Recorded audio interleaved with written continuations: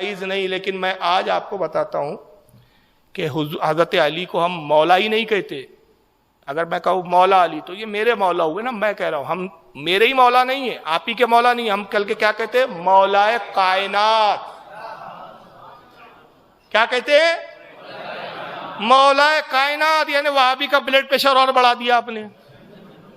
ابھی تو مسلمانوں کا مولا ماننے کے لیے تیار نہیں اور آپ نے مولا کائنات کہہ دیا. تو میں آج آپ کو بتاؤں گا کہ ہم مولا کائنات کیوں کہتے ہیں، کیوں کہتے ہیں، اس کی وجہ کیا ہے. سنیے. مقام صحبہ ہے. سرکار ایک سفر سے لوٹ کر آتے ہیں اور جب سفر سے آئے آپ تو مقام صحبہ پر آپ رک گئے، آرام فرماتے ہیں. حضرت اسماء بنت عمیس رضی اللہ تعالیٰ عنہ کہ فرماتی ہے کہ حضور صلی اللہ علیہ وسلم مقام صحبہ پر پڑاؤ ڈالنے کا حکم دیتے، آرام فرماتے ہیں اور حضور حضرت علی کے زانوں پہ سر رکھ کے آرام کر رہے ہیں. عصر کا وقت ہو جاتا ہے. اب وقت تنگ ہوا، دھیرے دھیرے وقت گزرتا رہا، عصر کی نماز کا وقت گزر رہا ہے اور علی کی کشمکش بڑھ رہی ہے مولا کائنات کی. ایک طرف عصر کی نماز ہے، دوسری طرف رسول اللہ کا آرام کا خیال ہے. اچھا حضور تو سوتے نہیں، حضور کو تو خود پتا ہے کہ کیا چل رہا ہے علی کے دل میں، کیونکہ آقا کی خود حدیث ہے صحیح بخاری میں. سرکار فرماتے ہیں انبیاء کی آنکھیں بند ہوتی ہے، دل بیدار ہوتا ہے، انبیاء غافل نہیں ہوتے. تو علی کی کیفیت دیکھ رہے ہیں، مگر تب بھی حضور اپنے سر اقدس کو اٹھاتے نہیں ہیں، علی سے کہتے نہیں علی جاؤ عصر کی نماز پڑھ لو. کیوں؟ آج علی کی آزمائش کر رہے رسول اللہ کہ میں نے اسے مولا بنایا ہے، آج یہ دیکھ لوں کہ یہ نماز چھوڑتا ہے کہ مجھے چھوڑتا ہے.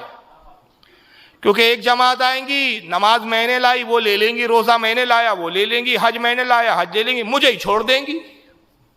آج علی کو دیکھا جائے تو حضور جاننے کے بعد بھی آرام کر رہے ہیں. حتیٰ کہ یہ حال ہوا کہ حضرت علی کشمکش میں رہ کے اٹھوں تو نماز پڑھوں تو حضور کی نیند میں خلل آتا ہے اور حضور کی نیند کا خیال کرتا ہو تو نماز چھوٹ جاتی ہے. آخر مولا کائنات کے عشق نے فیصلہ کیا کہ نماز بھی تو مصطفیٰ کے صدقے میں ملی ہے، نماز کو رسول اللہ پہ قربان کر دیا جائے.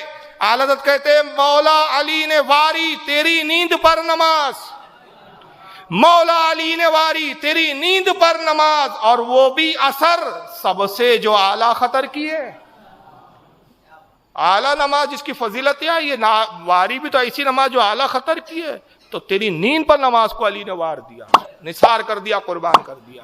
عصر کا وقت چلا گیا، گزر گیا. اب جب گزر گیا تو زندگی میں پہلی مرتبہ نماز قضا ہوئی تھی، ابھی نماز قضا ہی نہیں ہوئی. تو آپ رونے لگے، آنکھوں سے چشمہ مبارک سے پانی گرا، سرکار کا رخسار پہ پانی آتا ہے. تو حضور کی آنکھیں کھولی. کیا ہوا علی، کیوں رو رہے ہو؟ یا رسول اللہ نماز عصر قضا ہو گئی. سرکار اٹھ کے بیٹھتے ہیں، تسلی دیتے، کہتے ہیں علی فکر نہ کرو. اور اس کے بعد جو الفاظ کہے، حدیث کے الفاظ پڑھ رہا ہوں. قال رسول اللہ صلی اللہ علیہ وسلم، آقا نے ارشاد فرمایا اصلیت یا علی، او علی تم نے نماز نہیں پڑھی کیا؟ نماز پڑھ لی تم نے؟ قال اللہ، یا رسول اللہ میں نماز نہیں پڑھ سکا. فقال اللہم انہ کان فی طاعتک و طاعت رسولک، اے اللہ یہ علی تیری اور تیرے رسول کی اطاعت میں تھا. ارے بھئی یہ اللہ کی اطاعت کا ہو رہی تھی، اطاعت تو رسول کی ہو رہی تھی، دین تو رسول کی دیکھی جا رہی تھی، آرام تو رسول کا دیکھا جا رہا تھا. مگر حضور کیا کہہ رہے ہیں؟ اطاعتی کا، اے اللہ تیری اطاعت میں تھا، تیری فرما برداری میں تھا. یا رسول اللہ علی تو آپ کی خدمت میں تھے، اللہ کی کیا فرما برداری ہو رہی تھی؟ تو حضور نے کہا کہ ارے میری خدمت کرنا، میری اطاعت کرنا اللہ کی اطاعت ہے، میری تعظیم کرنا اللہ کی تعظیم کرنا ہے. اے اللہ یہ میری تعظیم گویا تیری تعظیم کر رہا تھا، میرا خیال کر رہا تھا گویا تیرا خیال فرما رہا تھا. اے اللہ علی تیری اور میری اور تیری اطاعت میں تھا. پروردگار اس کی نماز قضا ہو گئی. راوی حدیث کے کہتے ہیں فردد علیہ شمس، نبی نے انگلی کا اشارہ کیا اور سورج پلٹ آیا. نبی نے، اب یہ اشارے پہ بڑا آگے بات بہت لمبی جائیں گی، ابھی بات ختم نہیں ہوئی ہے، چھوٹی سی بات نہیں ہے، بس اتنا بول دیا سبحان اللہ ہو گئی، بات ختم ہو گئی. نہیں، ابھی بات تو میں بہت دور تک لے جاؤں گا. وہاں بھی اگر بڑا گرک کرنا ہے آج تو. یہ حدیث ان کے سمجھنے کی، ان کے بس کی بات نہیں ہے، یہ تو سنیوں کو اللہ تعالیٰ نے دیا ہے یہ اعلیٰ حضرت کے صدقے میں. آقا نے کیا کیا؟ انگلی سے اشارہ کیا. حضور اشارہ کر رہے ہیں، جیسے جیسے انگلی بڑھ رہی ہے اسی انگلی کے اشارے میں سورج باہر آ رہا ہے. ٹھیک اس مقام پہ آیا جو عصر کے وقت رہتا، اور اعلیٰ حضرت بریلی سے کہتے سورج الٹے پاؤں پلٹے، چاند اشارے سے ہو چاک، اندھے نجدی دیکھ لے قدرت رسول اللہ۔ اب میں نے کہا صرف انگلی سے اشارہ کیا، بات ختم ہو گئی؟ نہیں صاحب، میں قرآن کی ایک آیت پڑھ دوں پہلے۔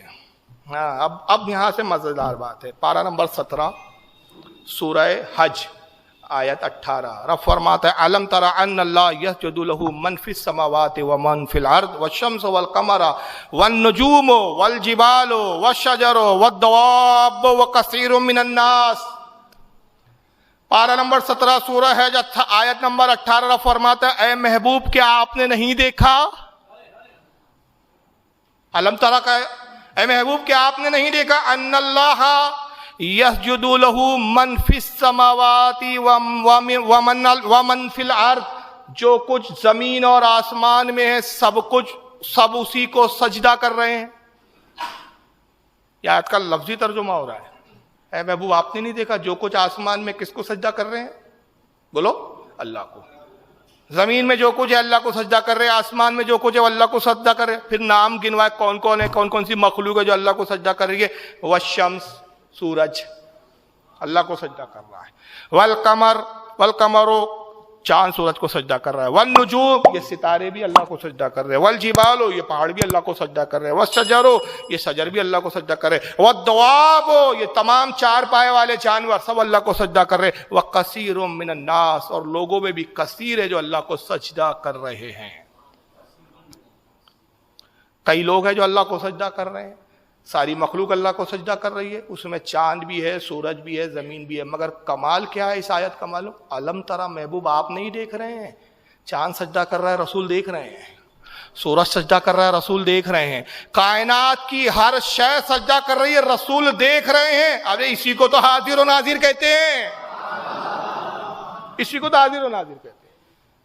اب آئیے ذرا بخاری کی حدیث سن لیجئے، بخاری، مسلم، ترمذی، 3 سیاستہ کی کتابوں کے اس وقت حوالے اور بھی حوالے۔ عن ابی ذر، حضرت ابو ذر کہتے ہیں رضی اللہ عنہ، قال قال النبی صلی اللہ علیہ وسلم حین غربت الشمس، فرماتے ہیں کہ سورج غروب ہو گیا، سورج ڈوب گیا، تو آقا نے ہم سے پوچھا تدری این تذهب، کیا تم جانتے ہو یہ سورج ڈوبتا ہے تو کیا کرتا ہے؟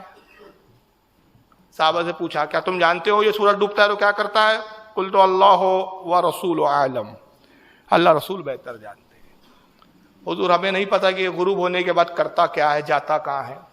قال فإنها تذهب حتى تسجد تحت العرش، کہا کہ جب یہ سورج غروب ہوتا ہے تو عرش کے نیچے جاتا ہے اور اپنے رب کو سجدہ کرتا ہے۔ غروب ہونے کے بعد عرش کے نیچے جا کے رب کو سجدہ کرتا ہے، فَتَسْتَأْذِنَ فَيُؤْذَنَ لَهَا، اور جب اس کو اجازت مل جاتی ہے تو غروب ہو جاتا ہے۔ پھر طویل بڑی حدیث ہے، حضور فرماتے کہ ایک وقت یہ آئے گا کہ پھر اس کو اجازت نہیں ملے گی، یہ کہیں گا رب کائنات میں غروب ہونا چاہتا ہوں، سجدہ کریں گا، غروب ہونے کی اجازت طلب کریں گا، تو رب فرمائے گا کہ نہیں تجھے اجازت نہیں، جہاں سے آیا وہی لوٹ، تو دوبارہ پھر وہ مغرب سے ہی طلوع ہو جائے گا، نکل جائے گا۔ آقا فرماتے وہ قیامت کا دن ہوگا۔ تو روزانہ سورج کا معمول کیا ہے؟ صحیح بخاری کی حدیث ہے، حوالے سن لیجئے، کتاب بدل خلق حدیث نمبر 3199، صحیح مسلم کتاب الایمان حدیث نمبر 399، ترمذی سنن ترمذی کتاب الفتن حدیث نمبر 2186۔ حدیث سے بھی پتا چلا کہ سورج روزانہ معمول غروب ہوتا ہے تو سجدہ کرتا ہے۔